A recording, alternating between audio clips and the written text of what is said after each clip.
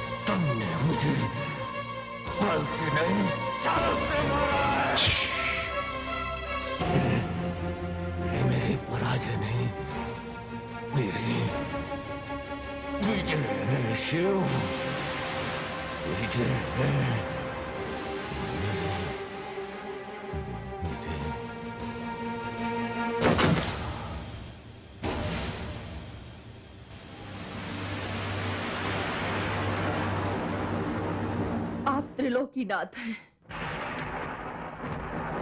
मैं तो आप ही को प्राप्त करना चाहती थी, किंतु तुलसी बनने के पश्चात मेरे भाग्य में शंखचूड़ ही लिखे थे।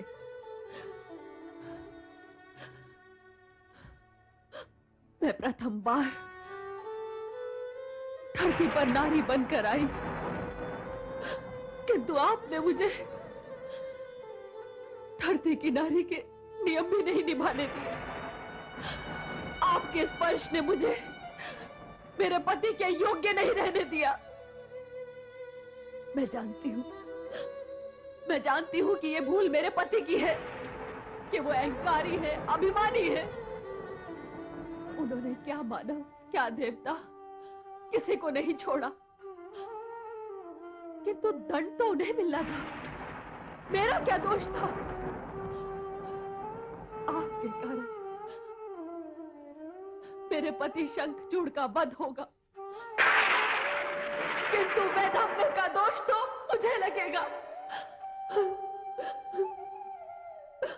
महादेवी, वास्तव में तो मैं आपका पति हूं। हम दोनों तो अनंत काल से पति पत्नी हैं। आपका शंखचूड़ की पत्नी होना उस शाप का परिणाम है जो देवी सरस्वती ने आपको दिया था, और आपको शाप से मुक्त करने के लिए मुझे अपने हृदय पर पत्थर रखकर यह अनुचित व्यवहार करना पड़ा। आपने जो कुछ किया वो मेरी लक्ष्मी रूप की मूर्ति के लिए किया, किंतु तुलसी के रूप में तो मैं शंखचूड़ की पत्नी हूं। इसलिए मैं आपको श्राप देती हूं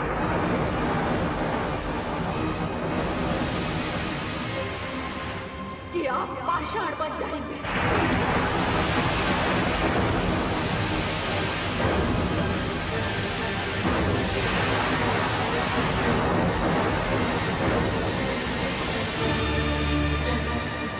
रुकिए देवी, रुकिए। यदि विष्णु पाषाण हो गए तो संसार का पालन पोषण कौन करेगा? नहीं देवी, ऐसा अनर्थ ना कीजिए। अपना शाप वापस ले लीजिए। नहीं ब्रह्मा जी, धनुष से निकला हुआ तीर वापस नहीं आ सकता।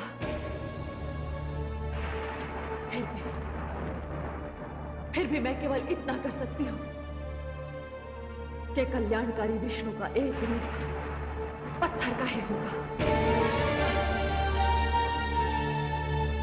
और वो होगा उनका शालिग्राम रूप। संसार जिसकी पूजा करेगा।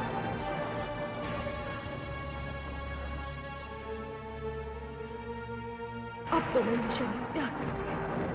देवी, मैं आपको एक वरदान देता हूं। त्यागने के पश्चात आपका यह शरीर गंडकी नदी में परिवर्तित हो जाएगा और आपके केशों से उत्पन्न होगी तुलसी। जिस घर में तुलसी होगी उस घर में लक्ष्मी का वास होगा और उस घर से रोग और व्याधियां सदा के लिए दूर हो जाएंगे और वहां का वातावरण पावन हो जाएगा। धन्यवाद है नारायण कि आपने मुझ पापिन को वर दिया।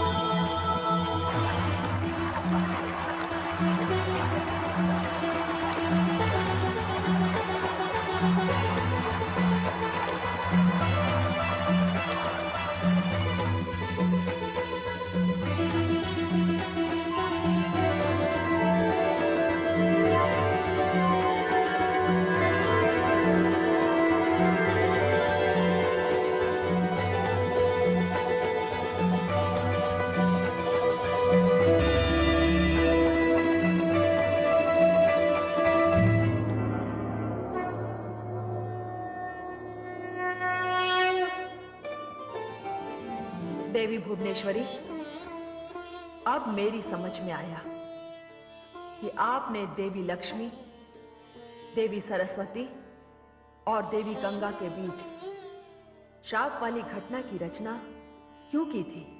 हे महाकाली, देवी लक्ष्मी को धरती पर भेजने के दो मुख्य उद्देश्य थे। पहला उद्देश्य तो यह था कि उन्हें पति पत्नी के संबंधों की पवित्रता, मर्यादा तथा गरिमा स्थापित करनी थी। संसार के सामने एक आदर्श उदाहरण प्रस्तुत करना था। ऐसा उदाहरण जिसे नारियां जीवन में उतारकर धन्य हो जाए। आपने देखा किस प्रकार तुलसी ने, जो स्वयं लक्ष्मी का अवतार थी, भगवान विष्णु को उनके दुर्व्यवहार के लिए श्राप दिया और उसी दुर्व्यवहार के कारण उस देह का भी त्याग कर दिया जो शंखचूड़ की पत्नी बन चुका था। हां, हाँ है आदिशक्ति, मैंने देखा। और दूसरा उद्देश्य भी कम महत्वपूर्ण नहीं है। ऊंचे आसन पर आसीन व्यक्तियों को भी जनसाधारण के बीच जाना चाहिए। अवतार का उद्देश्य समाज को ऊपर उठाना है। साधारण लोग भी महान व्यक्तियों के आचरण से प्रेरणा पाते हैं। जन कल्याण करने का यही मार्ग है। देवी लक्ष्मी ने धरती पर जैसा आचरण प्रस्तुत किया, उसकी जितनी भी प्रशंसा की जाए कम है। अब देवी लक्ष्मी के विष्णुलोक वापस आने का दृश्य भी देखिए।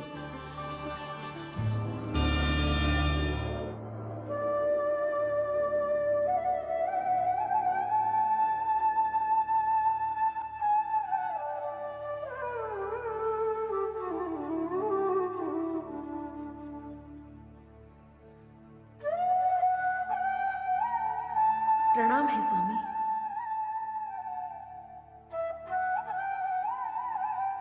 आइए महादेवी, आइए। स्वागत है आपका विष्णुलोक में। आपके बिना तो विष्णुलोक बिल्कुल वैसे ही था, जैसे ज्योति के बिना दीपक, फल के बिना वृक्ष, जल के बिना नदी।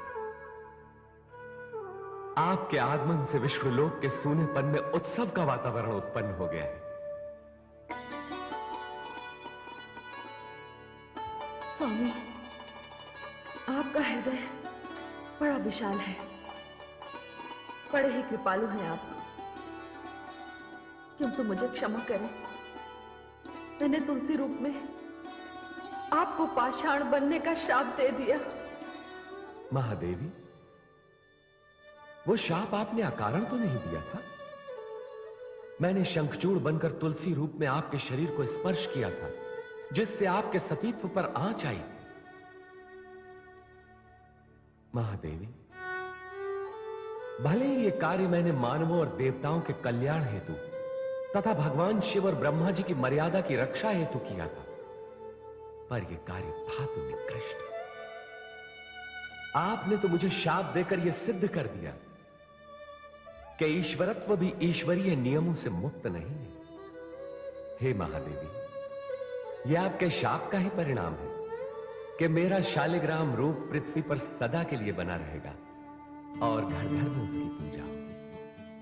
स्वामी, आपने मेरे श्राप को भी वरदान बना दिया। मैं धन्य हो गई स्वामी। हे नारायण,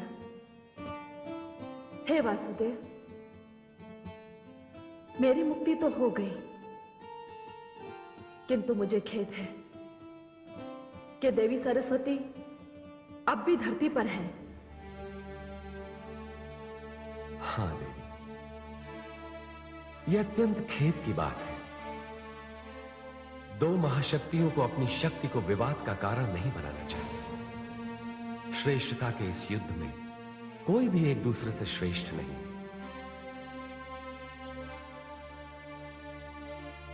आप ऐश्वर्य की देवी हैं और देवी सरस्वती ज्ञान एवं विद्या की। महादेवी, ज्ञान बिना ऐश्वर्य के और ऐश्वर्य बिना ज्ञान के बिल्कुल वैसे ही हैं जैसे पुष्प बिना सुगंध के, नेत्र बिना ज्योति के और शरीर बिना आत्मा के। स्वामी, आपने सत्य कहा। मैं अपनी भूल स्वीकार करती हूं। यदि आपकी आज्ञा हो तो मैं ब्रह्मलोक जाऊं? हां महादेवी, आप अवश्य चाहिए। देवी सरस्वती के बिना ब्रह्मा जी अकेले हो गए।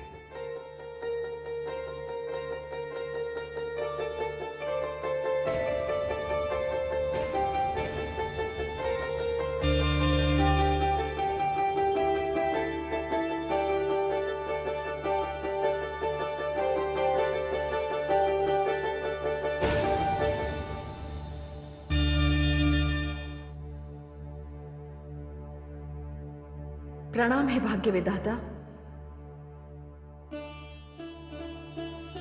देवी लक्ष्मी, स्वागत है आपका ब्रह्मलोक में।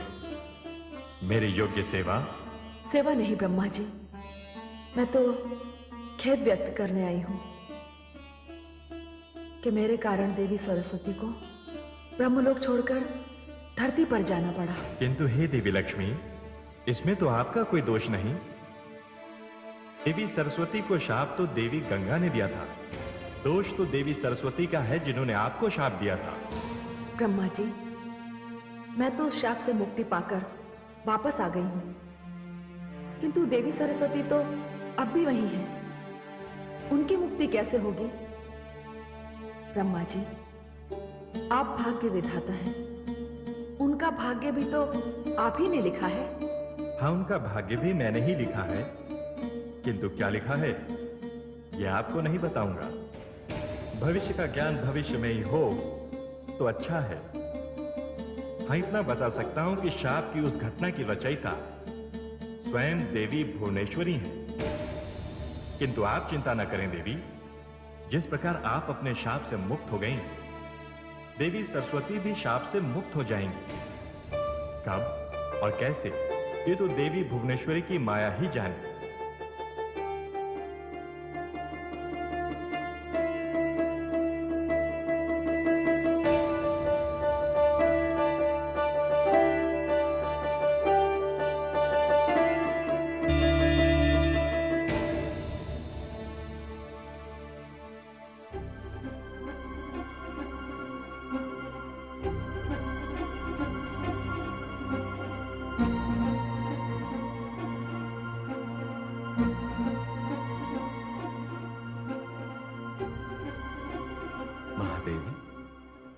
स्वामी, आप तो ब्रह्मलोक गई थी, क्या बात है?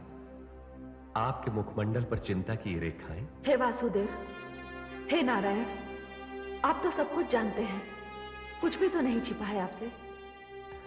ये सत्य है, किंतु मैं आपकी चिंता का कारण आपके मुख से सुनना चाहता हूं। स्वामी, मेरी चिंता का कारण है देवी सरस्वती। मैं तो उनके श्राप से मुक्त हो गई, किंतु वे अभी भी धरती पर नदी रूप में बह रही हैं। और ब्रह्मा जी कहते हैं उनकी भी मुक्ति होगी, किंतु कब और कैसे वे ये नहीं बता सकते। नारायण नारायण। प्रणाम प्रभु। प्रणाम माते। माते, मैं आपको आपके विष्णुलोक पुनः पधारने पर बधाई देने आया हूं। नहीं देवर्षि, बधाई की पात्र तो मैं तब बनूंगी जब मेरी भांति देवी सरस्वती भी शाप से मुक्ति पाकर ब्रह्मलोक वापस आ जाएंगी। माते, सारी समस्याओं, सारे संकटों का निदान करने वाले तो मेरे नारायण ही हैं। माते, आपको आपके श्राप से मुक्त करने में मेरे नारायण ने बड़ी महत्वपूर्ण भूमिका निभाई है। हाँ देवर्षि, ये सत्य है। प्रभु, फिर तो आप ये भी जानते होंगे कि माता सरस्वती को इस शाप से कैसे मुक्ति मिल सकती है। कदाचित आपकी बात सत्य है देवर्षि, किंतु मैं इस विषय में हस्तक्षेप नहीं कर सकता। हां, आप ये कार्य कर सकते हैं देवर्षि। मैं प्रभु? हां देवर्षि, आप पुत्र होने के नाते अपनी माता की मुक्ति के लिए कोई उपाय सोच सकते हैं, और यह आपके लिए बड़ी साधारण सी बात है। किस सोच में पड़ गए? जाइए और अपना पुत्र धर्म निभाइए। आपकी आज्ञा मुझे स्वीकार है प्रभु, मैं अवश्य जाऊंगा, किंतु ब्रह्मलोक नहीं, धरती पर, और पता करूंगा कि मेरी माता किस अवस्था में है।